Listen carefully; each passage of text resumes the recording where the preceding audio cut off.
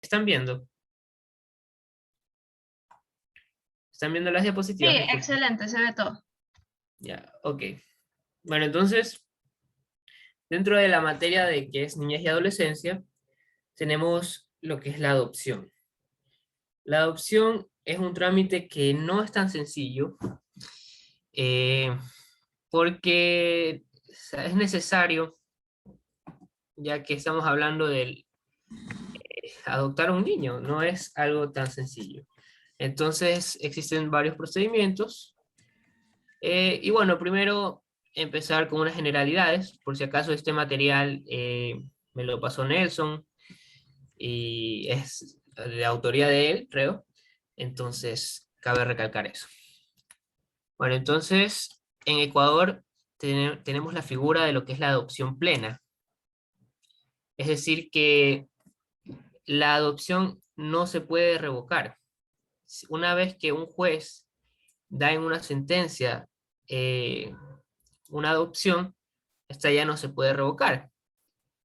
Eh, Asimismo,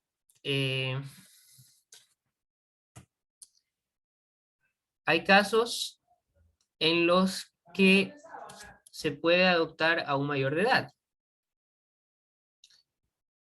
que es cuando, pero estos casos de adopción no pueden pasar los 21 años, ¿no?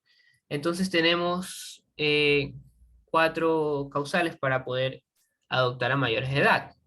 La primera es que haya una relación de parentesco que esté dentro del quinto grado de consanguinidad. La segunda es que exista una relación por acogimiento familiar, que tiene que ser por mínimo 2 años. El acogimiento familiar es cuando se le da a un niño una familia provisional, pero no tienen relación de filiación los tutores de esta persona en el acogimiento familiar. Entonces, si existe una relación de acogimiento familiar por más de 2 años, la persona encargada del adulto que va a ser adoptado eh, puede ser adoptado por parte de, de la persona con la que haya tenido el acogimiento familiar. De ahí eh, tenemos como tercera causal los internados al hogar del candidato como mínimo 4 años, y la cuarta, también cabe la adopción para adoptar al hijo del cónyuge.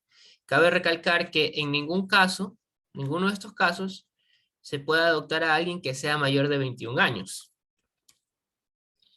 De ahí también existen aptitudes para poder ser adoptado.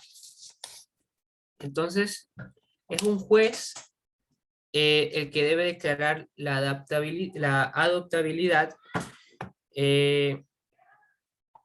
Y bueno, entonces tenemos el artículo 113.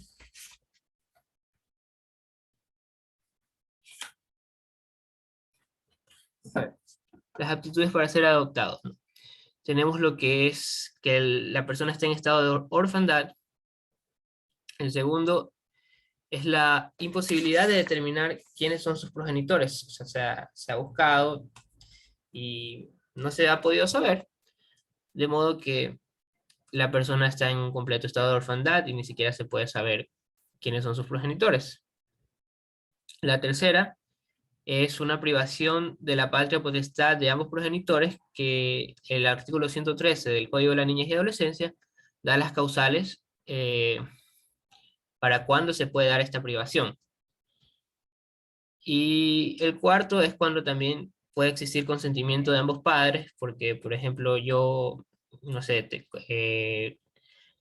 tengo una hija con una persona de mi misma edad y decimos, bueno, no podemos mantener esta criatura, no podemos darle una vida digna, entonces preferimos adoptarla, darla en adopción.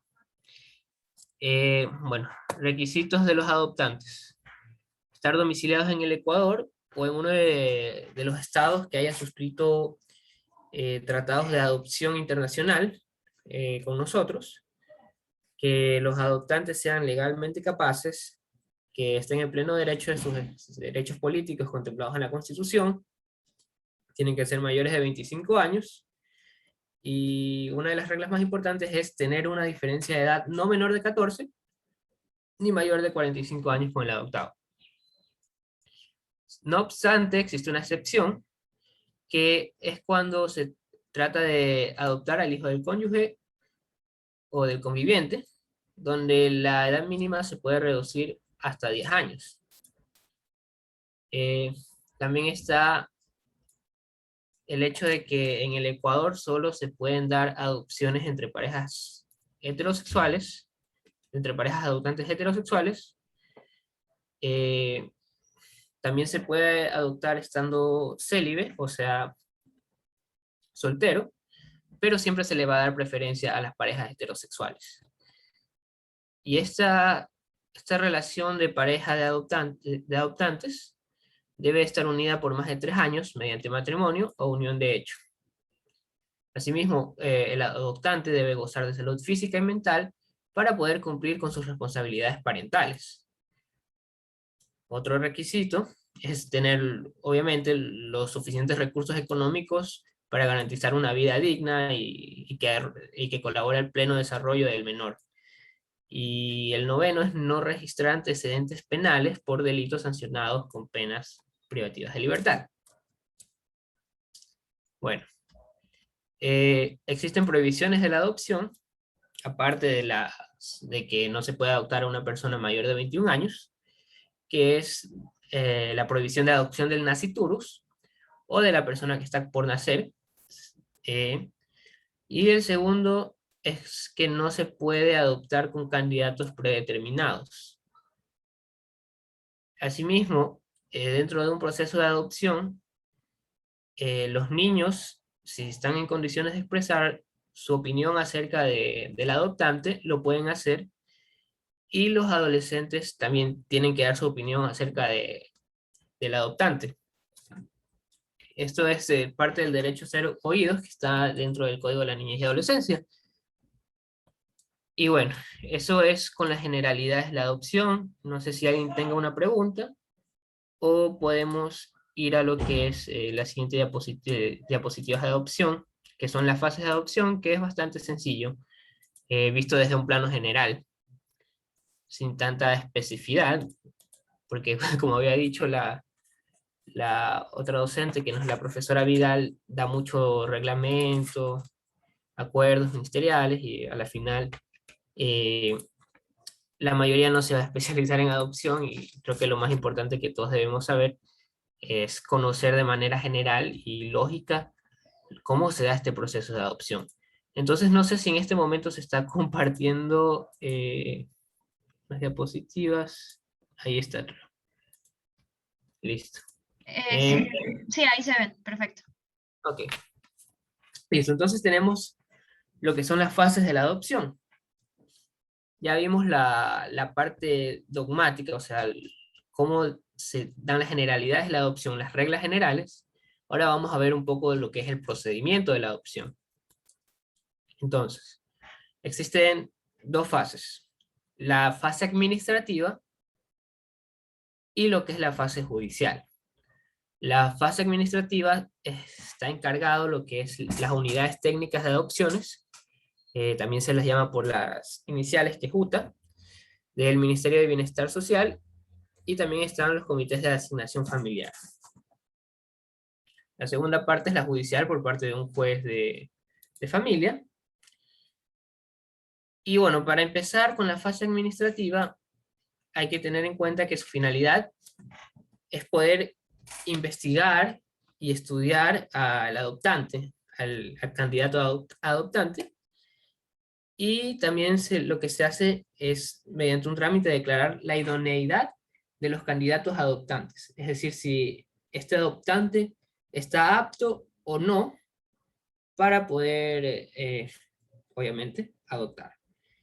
Y bueno, después de ese proceso, lo que se hace es que mediante una resolución administrativa se asigna al menor con la familia, pero aún no mantienen grado de filiación, porque eso se da en la fase judicial.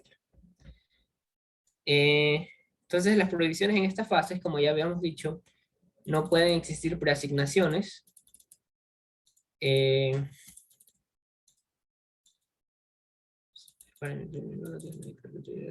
adaptabilidad. Y lo que había dicho, emparamiento del menor antes de la declaratoria legal de adaptabilidad. Que no se, o sea, antes de la resolución administrativa que asigna al menor con la familia, no se lo puede tener conviviendo al adoptante con el futuro adoptado. Asimismo, esa resolución administrativa por parte del Comité de Asignación Familiar, no, perdón, por las unidades técnicas de adopción, la UTA, son impugnables mediante recurso administrativo que se puede plantear ante el Ministerio de Bienestar Social. Luego tenemos lo que es la fase judicial, que obviamente va después de la fase administrativa, si la fase administrativa se ha dado con éxito. Y básicamente aquí, cuando el juez da una sentencia después de haber oído al menor, y esta sentencia declara la adopción, esta sentencia, debe ser inscrita en el registro civil para que se haga efectiva la adopción. Asimismo, existen casos de nulidad de la adopción, que son los siguientes: la falsedad de los informes o los documentos necesarios para concederla. El segundo, la inobservancia del requisito de edad, que ya habíamos conversado. El tercero, falta de alguno de los requisitos contemplados en el artículo 159 del CNA. El cuarto es la omisión o vicios del consentimiento requeridos en el artículo 161. Y el quinto es el incumplimiento de la exigencia contemplada en el artículo 160 para la adopción por el tutor. La acción de nulidad solo se puede plantear durante 2 años. Después de eso, percibe. Y esta acción, el legitimado activo, o sea, las personas que pueden plantear una acción de nulidad, es el adoptado, las personas que se hayan omitido su consentimiento, y la Defensoría del Pueblo. Bueno, ¿alguna pregunta antes de pasar a lo que es menores infractores? No sé si alguien tiene alguna pregunta.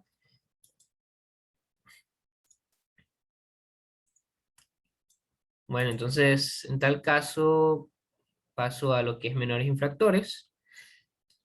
Asimismo, cabe recordar que estas diapositivas no son mías, son de Nelson, que me pidió ayer que lo pueda sustituir en esta ayudantía. Entonces, al final de la explicación del proceso de menores infractores, les puedo dar unas preguntas que son relacionadas a preguntas que la profesora Vidal ya ha hecho en el semestre pasado, en el examen, si están interesados, para que puedan estudiar de mejor manera. Entonces, menores infractores. Lo primero que hay que tener en cuenta son determinadas generalidades. No sé si se está proyectando la diapositiva de menores infractores. Es una celeste. Sí, sí se puede visualizar. Ya, perfecto. Entonces, el fiscal de adolescentes infractores y el procesado son sujetos procesales.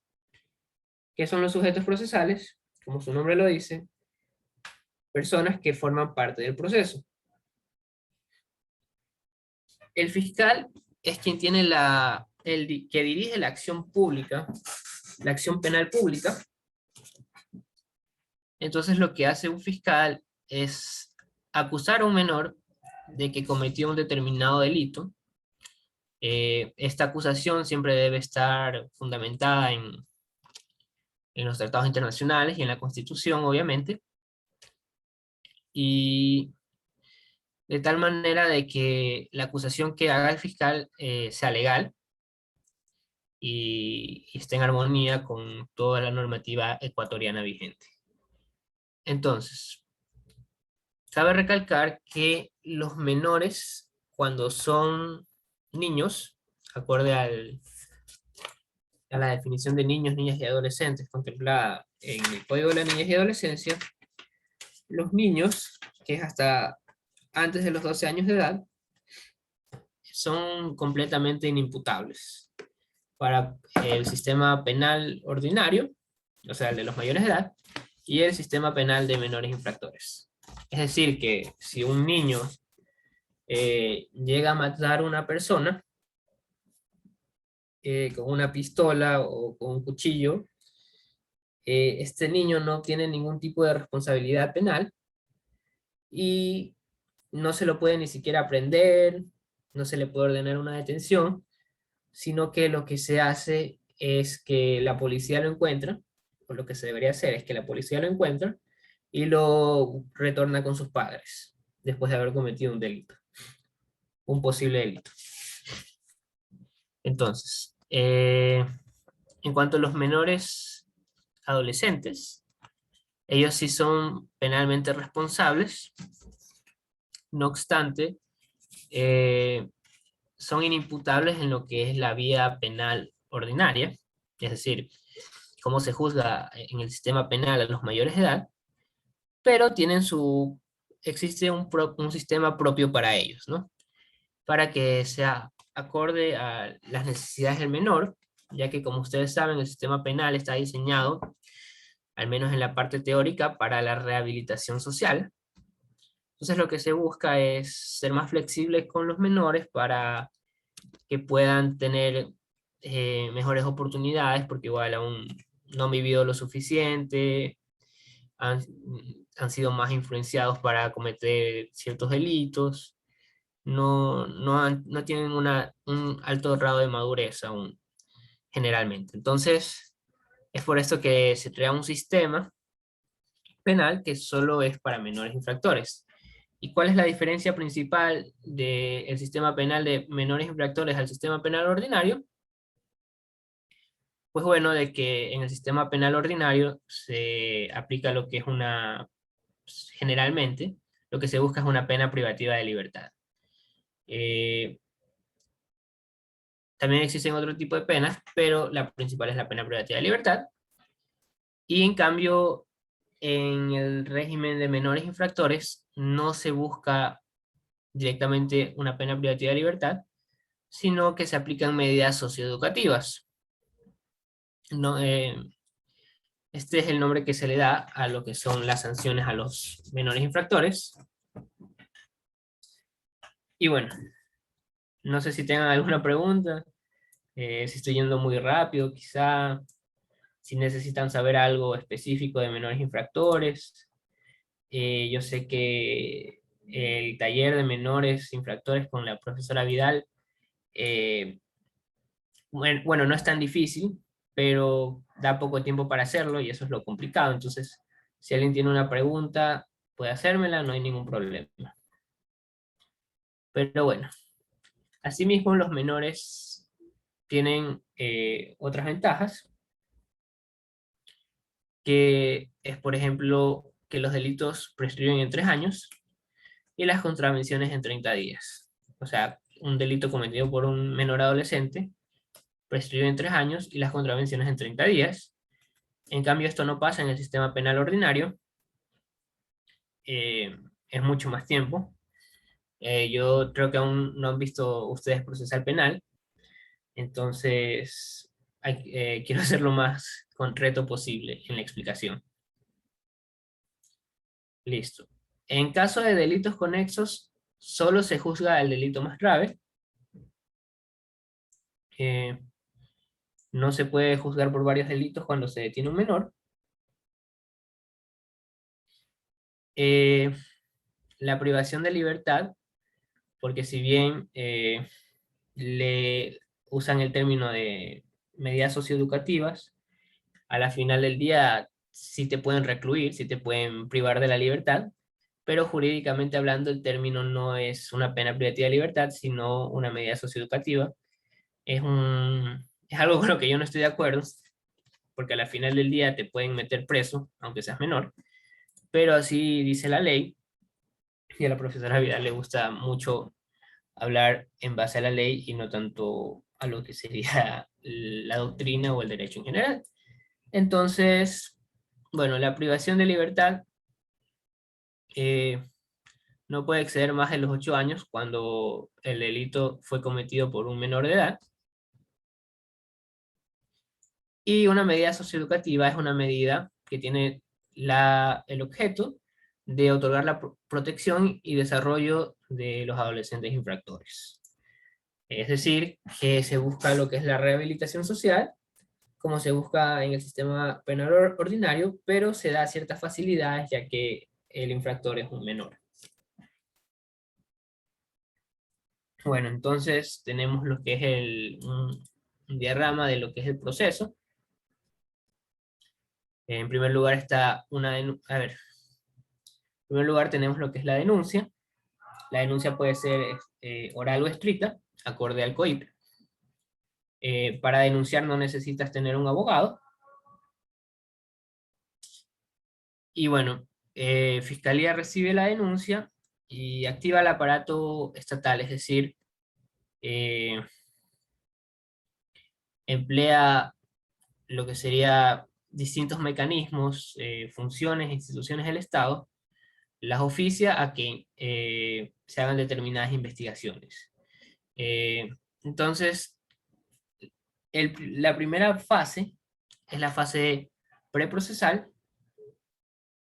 Bueno, aquí tenemos en este gráfico a la izquierda lo que es cuando hay un delito en caso flagrante y delito que no es caso flagrante. Entonces yo ahorita estoy hablando de lo que es un proceso ordinario, no flagrante. Luego hablo de los delitos flagrantes. Bueno, entonces tenemos lo que es la investigación previa, que es una etapa preprocesal en la que Fiscalía se encarga de investigar todo lo que pueda, que existan indicios que den responsabilidad penal al menor infractor. Si Fiscalía considera que existen suficientes elementos de convicción, el fiscal inicia lo que es una instrucción fiscal. Eh, un segundo, por favor. Si alguien tiene preguntas, puede hacerlas, no tengo ningún problema. Bueno, entonces tenemos lo que es la investigación previa. Y ya inicia el proceso cuando existe la audiencia de formulación de cargos, que es cuando se da inicio a lo que se denomina la instrucción fiscal. La audiencia de formulación de cargos está constatada en el artículo 342 del CNA. Y bueno, básicamente ahí se dan parámetros de cuánto tiempo debe durar lo que es la investigación previa. No puede exceder de los 4 meses en los delitos sancionados con pena privativa de libertad de hasta 5 años, ni de 8 meses en aquellos sancionados con penas superiores a 5 años. Bueno, la audiencia de formulación de cargos se desarrolla de acuerdo con las reglas que están en el COIP, es decir, en el Código Orgánico Integral Penal. Y transcurridos los plazos señalados, el fiscal en un plazo de 10 días lo que tiene que hacer es o ejercer la acción penal, es decir, continuar con la acción penal, o archivar la causa. Y si no cumple con esto, obviamente va a tener una sanción por parte de el Consejo de la Judicatura o la autoridad competente, dependiendo de quién sea la autoridad competente en ese momento, acorde al Código Orgánico de la Función Judicial. Pero bueno, el fiscal investiga y decide si ejerce la acción penal o se archiva la causa. Eso es lo que deben tener en mente. Y ya después de eso, se da inicio a lo que es la instrucción fiscal a través de una audiencia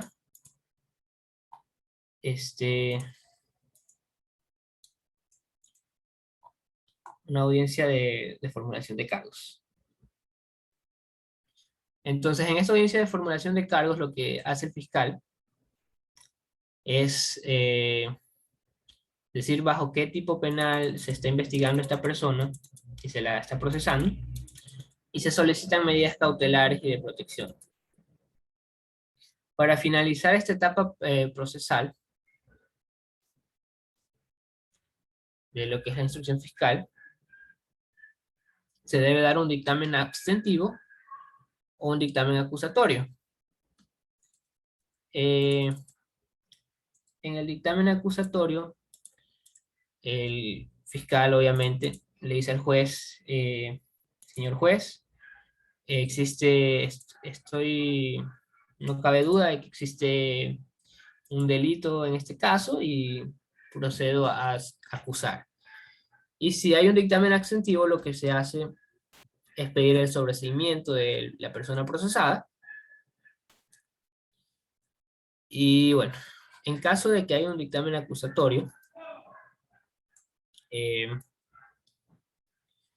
hay una audiencia de juicio, audiencia evaluatoria y preparatoria de juicio, en la que, bueno, lo primero es que hay una audiencia evaluatoria y preparatoria de juicio. Esta diapositiva no está tan bien porque no solo hay una audiencia de juicio, antes de la audiencia de juicio hay una audiencia evaluatoria y preparatoria de juicio, que se rige bajo los parámetros establecidos en el COIP, ¿no? Entonces,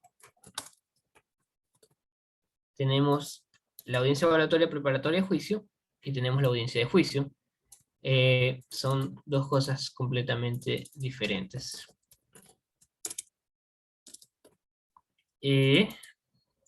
Bueno, de ahí tenemos la audiencia de juicio. Durante esta parte del proceso, podemos buscar formas anticipadas de terminar el proceso, que voy a explicar más adelante. O si no, simplemente tenemos la audiencia de juicio, que cumple los parámetros establecidos en el COIP. Y en caso de, bueno, al final de esta audiencia, obviamente se tiene que dar una sentencia. En esta sentencia se ratifica la inocencia del procesado o se lo declara culpable. Bueno,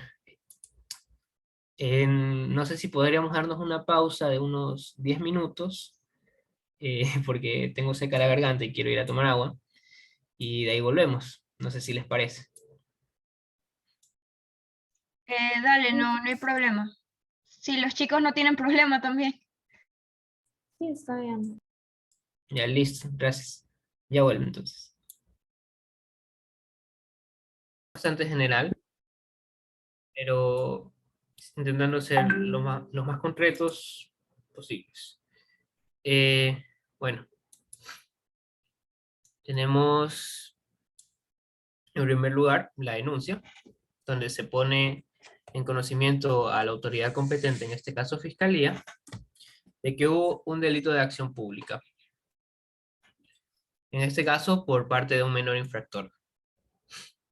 Entonces, en los casos no flagrantes, empieza una investigación previa.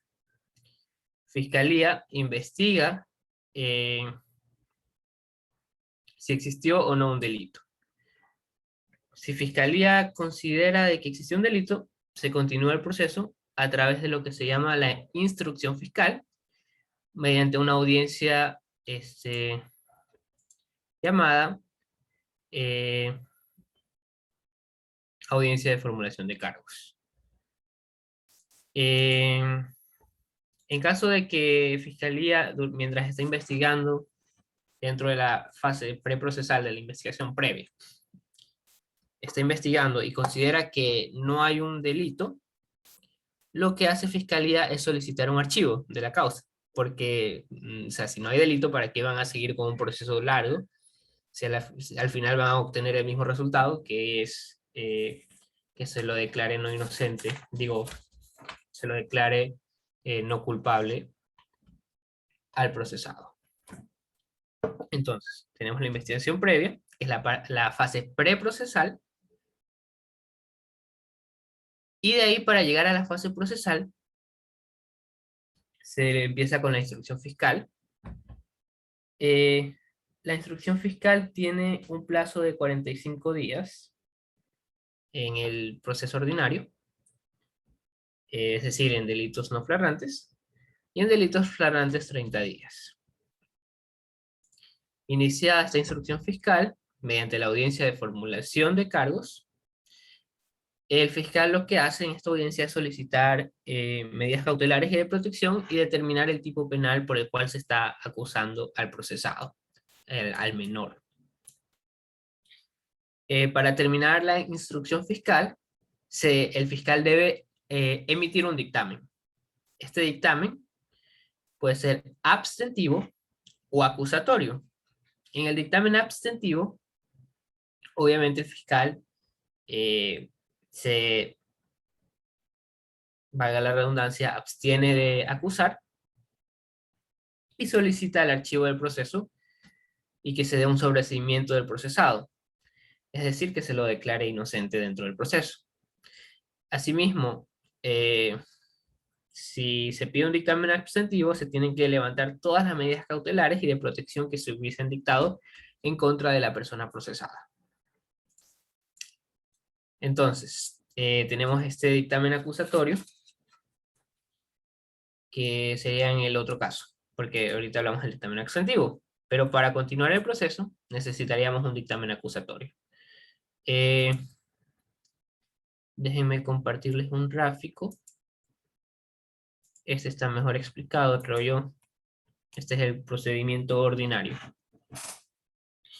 Ya mientras se está dando todo este proceso, nosotros como abogados, dependiendo del caso, podemos pensar que lo mejor sería terminar el proceso de manera anticipada, para que el cliente o el procesado, en caso de que sea fiscal, ya no pase por tanto proceso y se acabe el proceso y se pueda llegar a una resolución que sea hasta justa, porque existen estas otras medidas que también pueden asegurar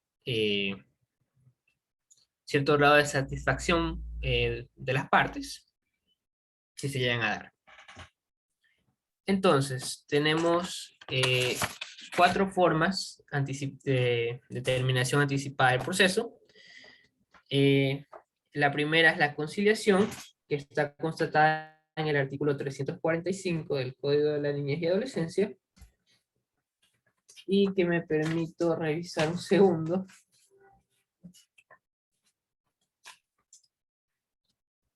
Bueno, básicamente lo que busca la conciliación es que se llegue a un acuerdo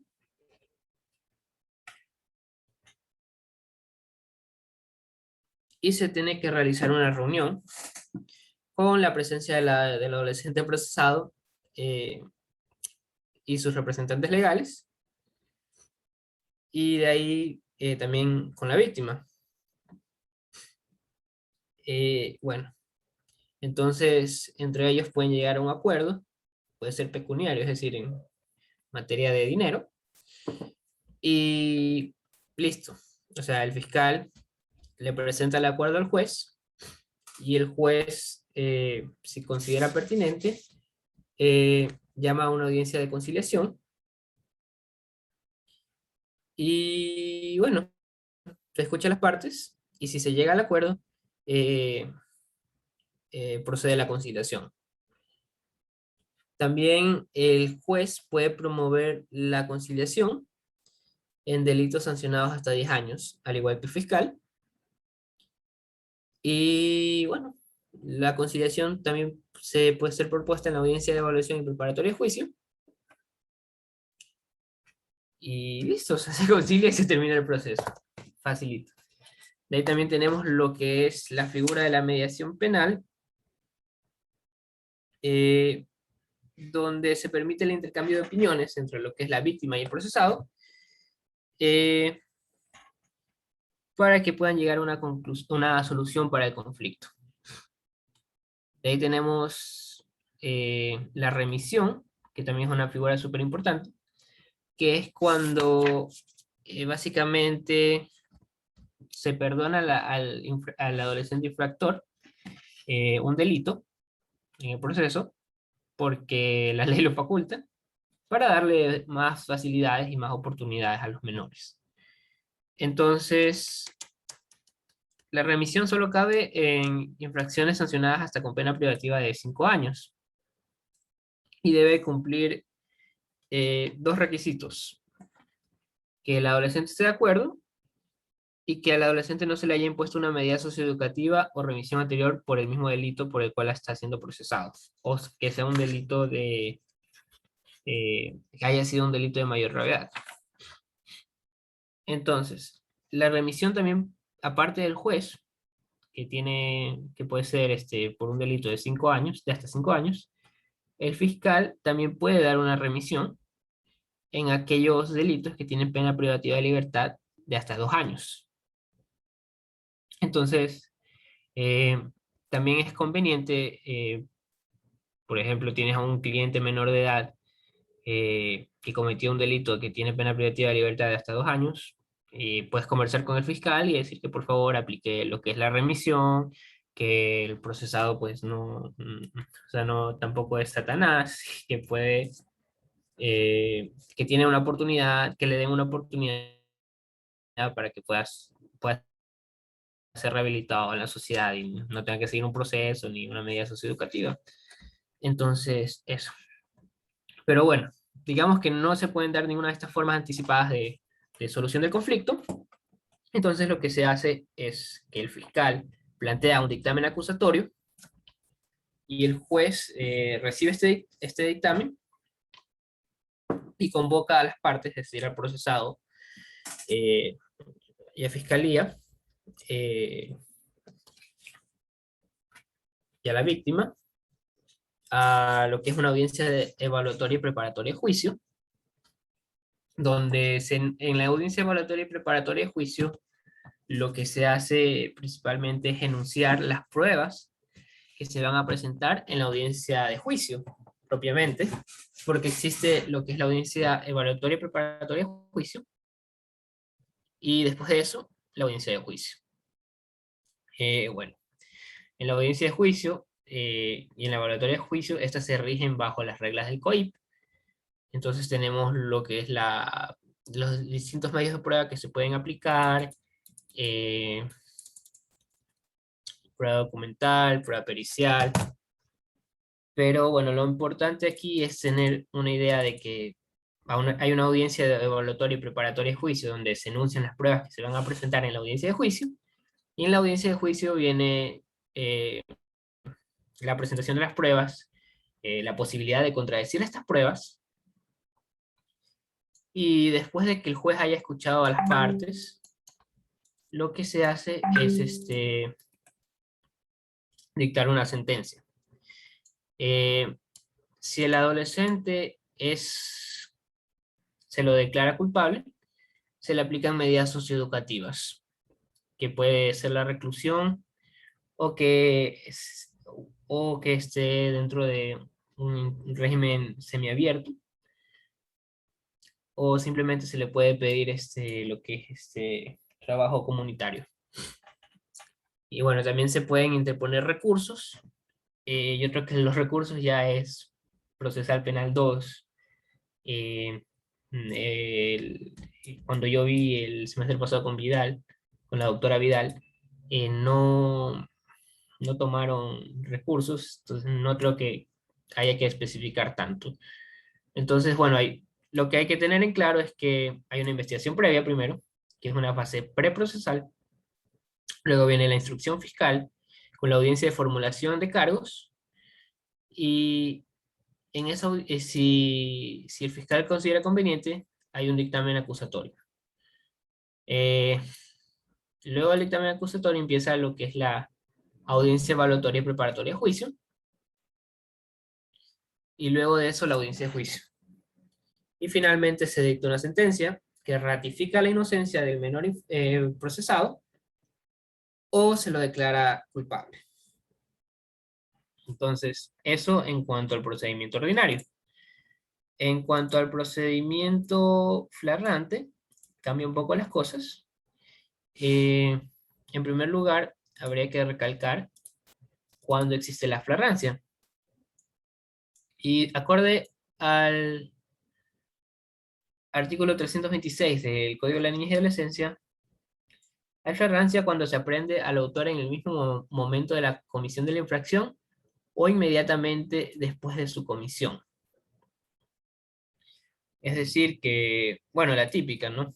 En términos coloquiales se le llama a la flagrancia cuando se atrapa a alguien con las manos en la masa. Existe la flagrancia que es cuando se está cometiendo la infracción,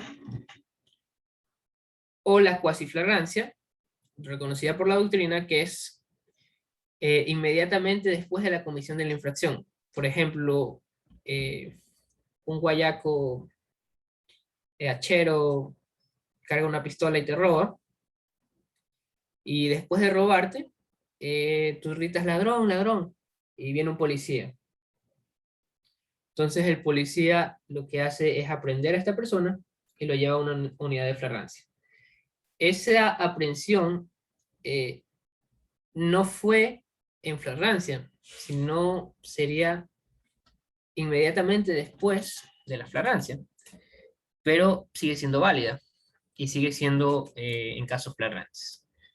Entonces, tenemos lo que es el procedimiento en casos de flagrancia. Se detiene al menor infractor y se lo lleva a una unidad de flagrancia para que pueda ser juzgado. Esta audiencia de flagrancia se llama audiencia de calificación de flagrancia. Y bueno, aquí lo que se hace, lo que hace el juzgador es en primer lugar calificar la validez de esta flagrancia. ¿Cómo se califica esta validez?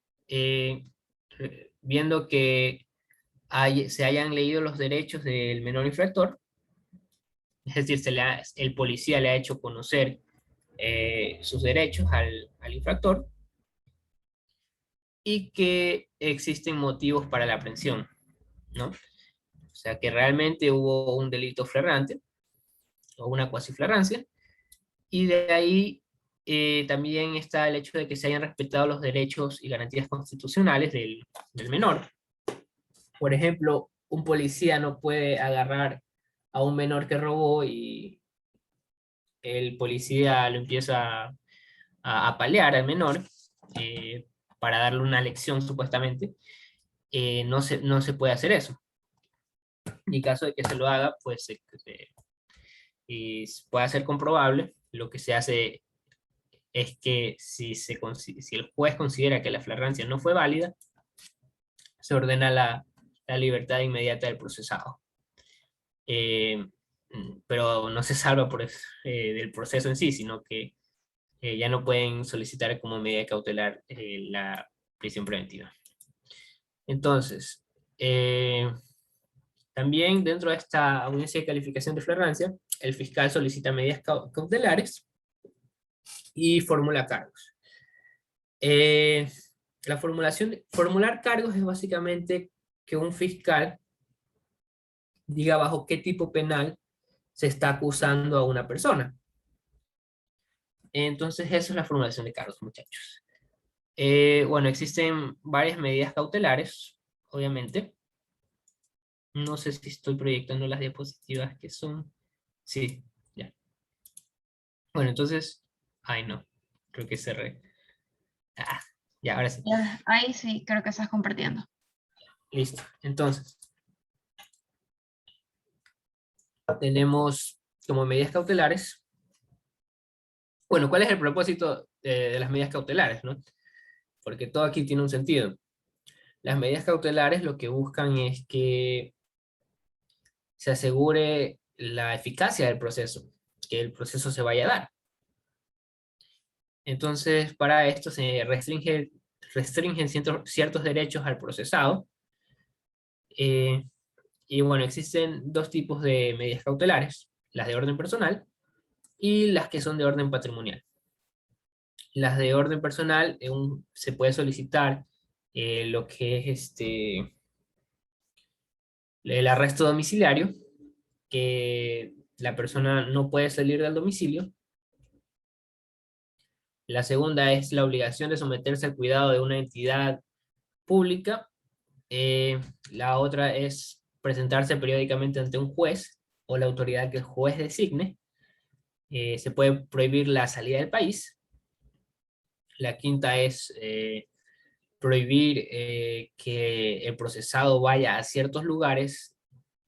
Y la sexta es la prohibición de comunicarse con determinadas personas. Y la séptima es la privación de libertad. Cabe recalcar que la privación de libertad como medida cautelar, es decir, la prisión preventiva, es es una figura que solo se debe aplicar en casos excepcionales y de última ratio. Lastimosamente, en la práctica penal no siempre se da, pero en teoría lo que se debería buscar es luchar para que no se dé una prisión preventiva, porque primero no le conviene a tu cliente. Y bueno, básicamente eso, porque igual y el régimen carcelario, como ustedes sabrán, no es muy bonito en Guayaquil. Y bueno, en todo caso, tenemos también lo que son las medidas cautelares de orden patrimonial, que se puede dar el secuestro de bienes, es decir, que te quitan los bienes, los enajenan. La retención de los bienes, por ejemplo, que se te congelen el dinero que tienes en tu cuenta bancaria. Y el tercero es la prohibición de enajenar bienes, o sea, de que ya no puedes comprar propiedades, un auto, una casa, y así. Bueno, esas son las medidas cautelares que puede solicitar el fiscal dependiendo del caso. Asimismo, para la prisión preventiva existen ciertos parámetros contemplados en el COIP y en la jurisprudencia que deben tomarse en cuenta al momento de aplicar lo que es la prisión preventiva. Bueno, de ahí tenemos que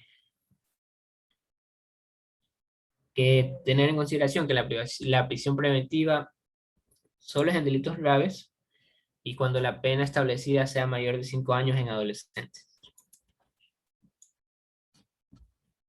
Bueno, de ahí es casi lo mismo.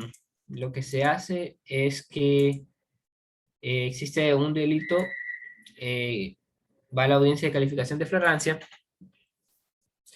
Si es válida, se va a la instrucción fiscal, eh,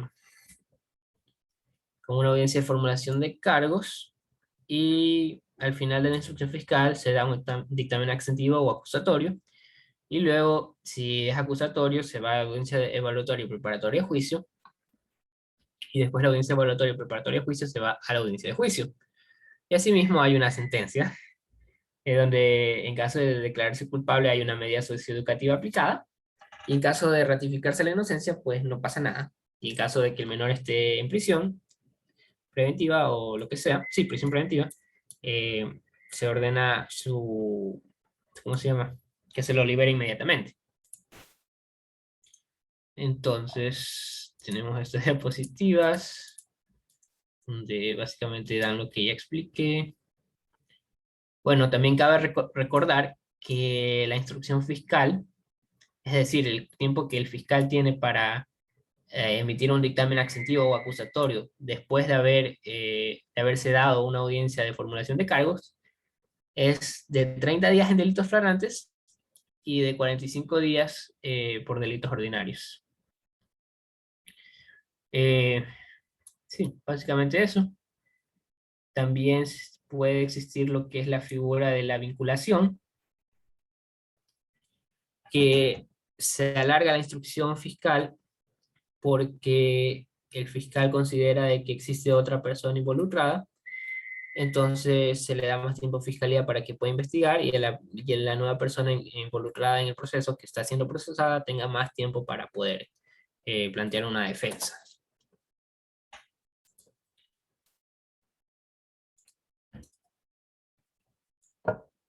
Bueno, como ya había dicho, está la audiencia evaluatoria preparatoria de juicio, las formas anticipadas de terminar el proceso, la conciliación, la suspensión del proceso prueba y la remisión. La remisión es importante recordar que para los fiscales es con delitos hasta de 2 años y los jueces para delitos hasta de 5 años. La remisión es básicamente perdonar al menor y que se acabe el proceso porque, bueno, o sea, darle otra oportunidad al menor si se considera de que no es necesario realmente aplicar el poder punitivo del Estado, es decir, no eh, realmente no castigarlo mediante el sistema penal, ¿no? Entonces, bueno, la sentencia, asimismo, para que sea válida, debe contener ciertos parámetros.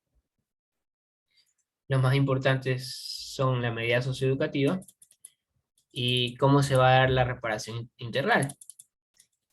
Esta reparación integral puede ser a través de una indemnización, mediante disculpas públicas, mediante una garantía de no repetición, y la restitución del acoso.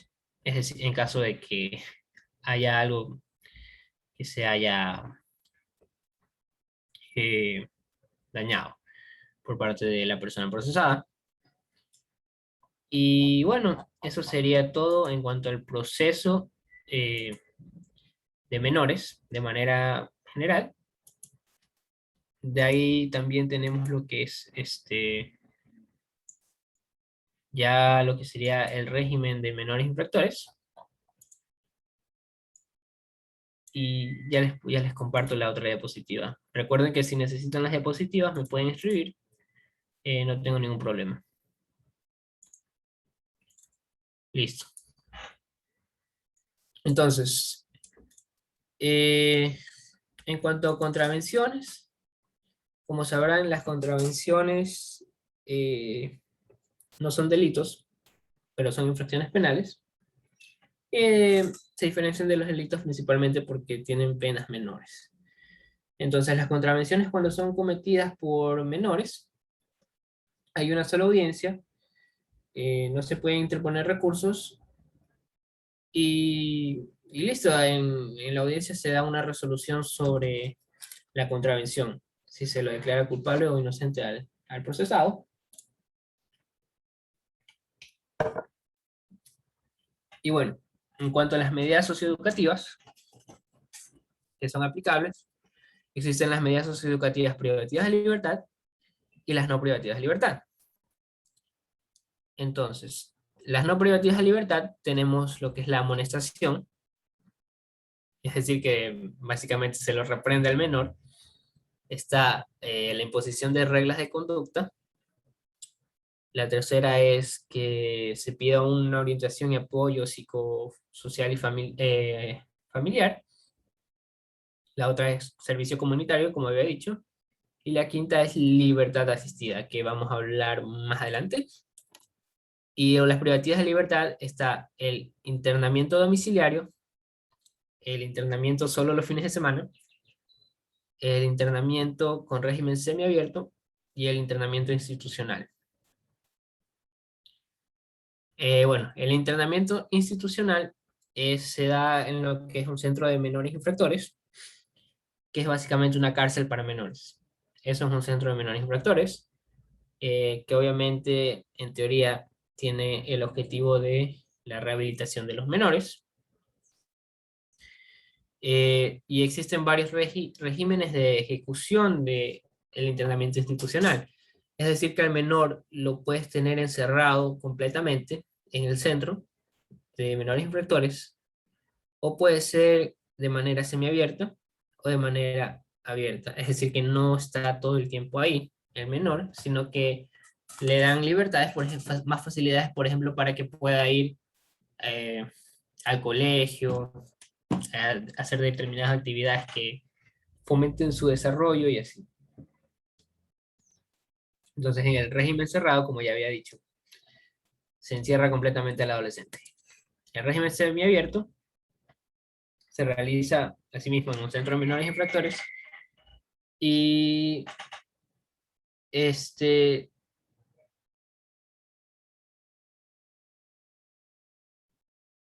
Entonces sí, se da esta facilidad de que el menor no esté todo el rato ahí por razones de educación o trabajo. Y para pasar de régimen cerrado a régimen semiabierto, Nelson dice que se necesita el cumplimiento del 60% de la medida socioeducativa y 60% del plan individual. Y sí, es correcto. 60% de la medida socioeducativa y 60% del plan individual debe ser cumplido para pasar de un régimen cerrado a un régimen semiabierto. De ahí el régimen abierto, el adolescente convive en su entorno social, se lo intenta incluir socialmente, o sea, eso. Y de ahí, para pasar de un régimen semiabierto a uno abierto, se debe haber cumplido 80% de la medida socioeducativa y 80% del plan individual.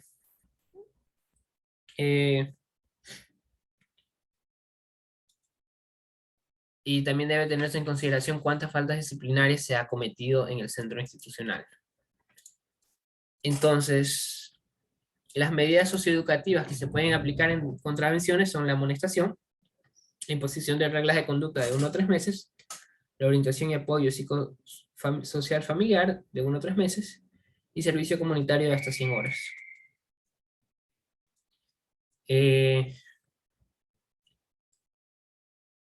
Y bueno, básicamente aquí habla de la aplicación de las medidas que ya les había explicado. Creo que no cabe que yo las lea porque o sea, ustedes también pueden revisarlo, pero básicamente es eso. Las medidas socioeducativas que he explicado y van acorde a la proporcionalidad del caso, ¿no? Si alguien tiene una pregunta puede hacerlo de todas maneras. Y de ahí también se pueden dar en este régimen salidas emergentes y salidas por traslado. Las salidas emergentes se pueden dar solo por dos motivos, es decir, que un menor que está en un centro de menores infractores necesita salir a algún lado, solo se le puede conceder esta salida por dos causales. La primera es recibir atención médica especializada, porque, por ejemplo, en el centro de menores infractores solo hay un médico general y por algún motivo necesitan un médico especialista en otra rama para el menor, entonces lo pueden llevar a otro lado. La segunda salida se puede dar para acudir al sepelio de ascendientes o descendientes, cónyuge o pareja en unión de hecho. Bueno, actualmente no pueden tener cónyuge o pareja en unión de hecho porque eso es para mayores de edad. Pero bueno, eh, así como para visitarlos cuando están en alguna enfermedad terminal, ¿no? En una situación bastante grave. Y de ahí también existe lo que es el traslado, que es cuando existe una situación prolongada. Eh, para trasladar a un menor de un centro de infractores a otro centro, se debe alegar la cercanía familiar, que en determinado lugar puede recibir un mejor tratamiento el menor, o puede recibir un tratamiento especializado, mientras que en otro lado no. Y de ahí también, por ejemplo, se puede pedir traslado por la seguridad del adolescente en el centro, porque hay un peligro de muerte o de amotinamiento, o porque existe hacinamiento, es decir, que hay demasiados menores que están ahí unidos y es completamente inhumano. Entonces, sabe solicitar el traslado. Bueno, de ahí también, dentro de los centros de menores infractores, lo que nos dice la teoría es que existen varias secciones de los menores infractores. Es decir, que no todos están pegados de una, sino que dependiendo de la edad que tengan, los dividen. Entonces hay tres secciones principales. La sección de internamiento provisional para adolescentes que ingresen por efecto de una medida cautelar, es decir, la prisión preventiva, por ejemplo. La segunda, o sea, porque no van a estar ahí todo el rato, o al menos se pretende que no estén ahí todo el tiempo. La segunda es la sección de orientación y apoyo para el cumplimiento de medidas socioeducativas, internamiento de fin de semana y de régimen semiabierto. Y como podrán intuir, el tercero es cuando se debe cumplir medidas socioeducativas en un régimen cerrado. Asimismo, dentro de las secciones 2 y 3 existen 4 subsecciones. Se los divide a los adolescentes si son menores de 15 años, de ahí a los adolescentes entre 15 y 18 años, de ahí los mayores de 18 hasta 24 años, y de ahí los mayores de 24 años.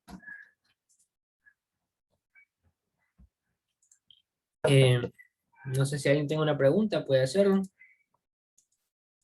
Y de ahí, bueno, de ahí básicamente también lo que se explica después en lo que es el Código de la Niñez y Adolescencia son las infracciones, digo, las sanciones que se pueden cometer, las faltas que se pueden cometer por parte de las personas recluidas dentro del centro de privación. Entonces están las faltas leves, las faltas graves, y ya, y solo hay sanciones dentro de lo que es los centros de menores infractores. Eso no va a tomar la doctora Vidal, pero es bueno que sepan que existen faltas disciplinarias, que, bueno, es para mantener la convivencia dentro de los centros de menores. Entonces, no sé si alguien tiene una pregunta, eh, yo con todo gusto puedo responderla, y me avisan, no hay problema. Yo tengo una pregunta, pero no es de esto. Acerca de las pensiones alimenticias. No sé si nos podrías ayudar con eso, porque al menos con la doctora Molineros, también abarcamos una parte de ese tema en este parcial. Ya, ¿cuál es tu pregunta? No sé si nos podrías ayudar. Es que ella mostró una tabla de la pensión Ya. mínima, o sea, en un caso práctico, ¿cómo podríamos hacerlo? Me parece que hubo una ayudante en el parcial pasado similar, pero justo no habíamos alcanzado ese tema, entonces no sé si podrías explicar mejor. Yo creo que eh, la verdad es que ando un poco ocupado. No obstante, te pido que por favor me escribas a mi número y me pases el caso y de ahí te lo explico. Porque también no me preparé para pensiones, la verdad. Entonces, eso.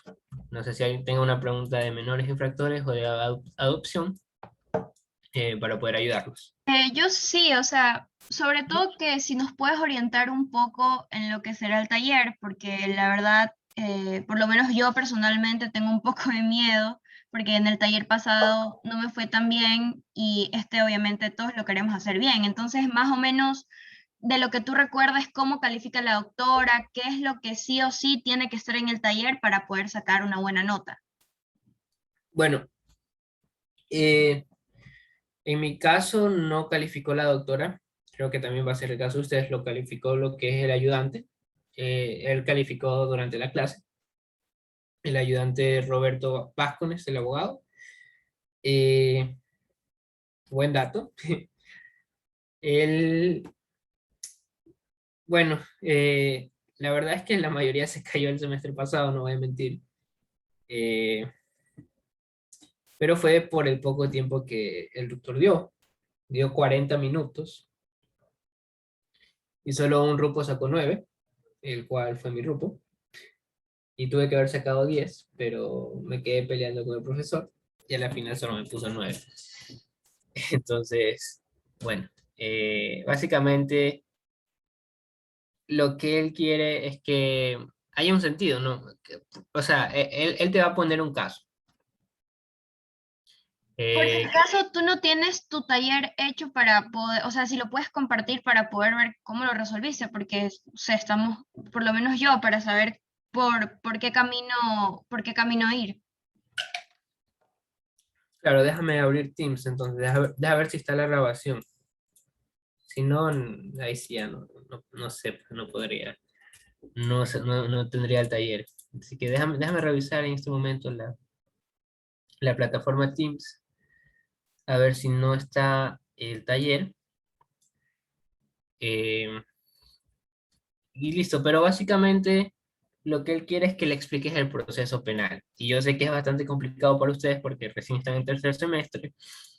Eh, a mí me fue bastante bien también por el hecho de que yo he trabajado en fiscalía,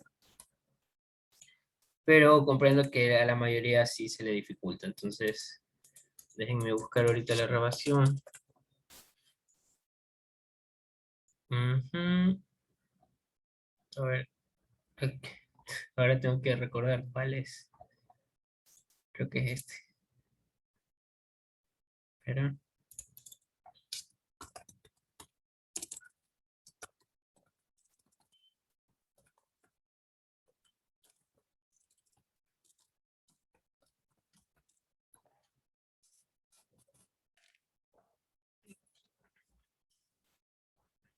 A ver, ya comparto pantalla.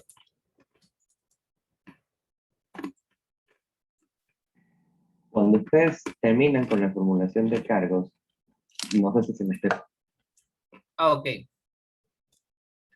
Lo que él hace es preguntar cuestiones bueno, o sea, básicamente del plano procesal, si se cumplieran o no con determinados parámetros. Y entonces lo que sí les recomiendo es que tengan una idea de dónde están parados en el proceso penal, cómo funciona más o menos el proceso penal. Eso es lo que deben saber de ley de base. O sea, entender el proceso penal. No conocerlo a profundidad, no conocer exactamente cuántos días, cuántas horas, o sea, no, pero sí tener una idea general, un sistema de pensamiento de cómo funciona el proceso penal de menores infractores. Porque al final del día ustedes van a poder revisar el COIP, el Código de la Niñez y Adolescencia, y ahí pues obviamente va a estar todos esos pequeños detalles de los días, las horas, que a la final y pueden copiar y pegar esa parte, pero lo que ustedes deben demostrar es que entienden el tema, ¿ok? Entonces, eso básicamente de que el doctor les va a hacer preguntas y ustedes van a tener que explicarlas. Déjenme ver si está el caso. No veo el caso. No sé si se está compartiendo pantalla de la clase que tuve el semestre pasado. Sí, sí, sí se puede ver. Ok, déjenme revisar las preguntas entonces. Ya, el primer parámetro que da él es la correcta estructura procesal del caso presentado. Es decir que... Ah, ok, ya. Ustedes les van a dar un caso y ustedes van a tener que resolver una sola pregunta por caso, son dos casos. Van a tener que resolver una sola pregunta, o al menos así fue el semestre pasado. Van a resolver una sola pregunta y después el profesor va a sacar un PDF donde él va a usar parámetros para calificar el taller, lo cual me parece medio extraño porque deberían ya saber los parámetros, porque no somos adivinos, para saber qué exactamente quiere y qué exactamente no dentro de 40 minutos. Pero bueno, sí, así es la vida que puedo hacer yo. Eh, bueno, básicamente te ponen un caso y tienes que ir explicando si se aplicaron medidas cautelares, si la flagrancia fue válida, no fue válida, si se tuvo que seguir tal proceso u otro proceso. eh, y básicamente eso, explicar de cómo se daría el proceso también deben hacer. Eh, entonces, básicamente eso. No sé si alguien tenga alguna pregunta. Eh, Francia. y bueno, eso creo que sería todo.